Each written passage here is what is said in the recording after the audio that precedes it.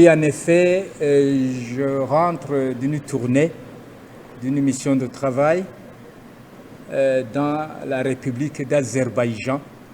C'est un pays qui n'est pas très connu, mais un pays dont le revenu par tête d'habitant s'élève à plus de 5 000 $. Vous comprenez que c'est un pays qui est en train de progresser très rapidement, avec un taux d'alphabétisation presque 100 pour 99, quelques. Vous comprenez? Des indicateurs donc qui montrent effectivement qu'un pays est en train d'avancer.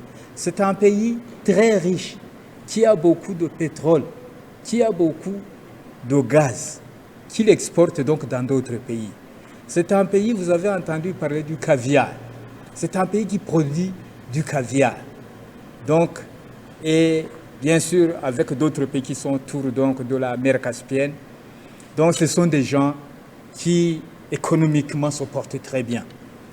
Et oui, les parlements de différents pays membres, de différents États membres, c'est-à-dire les 120 États membres, avaient été invités, et nous y compris, pour mettre à jour les statuts.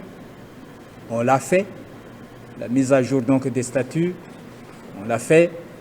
On a fait une déclaration commune qui équivalait à un engagement de chaque Parlement, donc à pouvoir se déterminer pour renforcer, pour contrer au renforcement de ce mouvement des pays non alignés. Il y a eu aussi le remplacement ou l'élection d'autres représentants donc, de ce grand ensemble. La présidente donc, de l'Assemblée nationale de l'Azerbaïdjan a été reconduite. C'est une dame qui travaille très bien, qui a montré vraiment son efficacité, et les participants l'ont reconduite pour continuer donc 3 ans encore.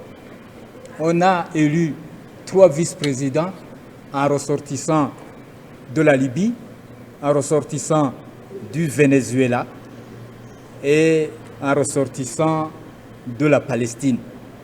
Donc vous comprenez ici, je ne vais pas vous dire beaucoup de choses, mais vous comprenez que ce sont les pays à problème qui ont été promus pour aller au-devant de la scène, pour que leurs problèmes soient discutés et trouvent des solutions à l'intérieur de cette grande association, je dirais, des parlements dont les États donc, appartiennent au mouvement des non-alignés.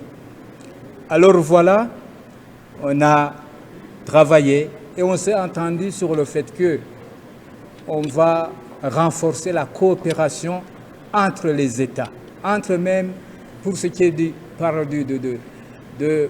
qu'on dit la diplomatie parlementaire, on va renforcer cette diplomatie parlementaire à travers la création des groupes d'amitié qui permettront à un moment donné de tisser une toile d'amitié entre tous les États, tous les parlements membres, donc, qui étaient là-bas, qui étaient donc dans cette grande rencontre.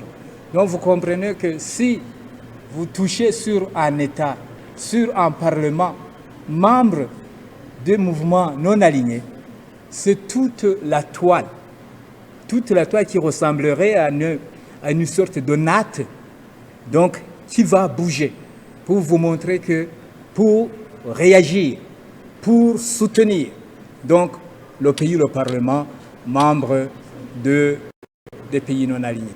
Voilà donc ce qu'on a pu faire, et c'est une bonne chose.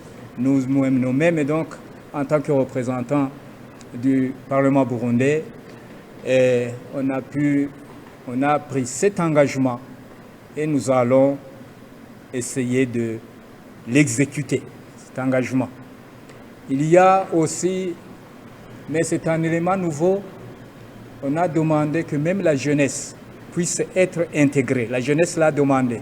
Il y a un mouvement des jeunes maintenant dans le monde, dans les 120 pays, qui ont demandé donc de participer à ce mouvement des non-alignés. On l'a adopté, on l'a accepté. Donc, c'est-à-dire que même les Burundais, eux, la jeunesse, comme elle est déjà mobilisée dans de grandes rencontres autour donc de la moralisation, ça sera une bonne chose que si les autorités du pays décident de les faire participer, ça sera vraiment une très bonne chose. Voilà ce qui s'est passé.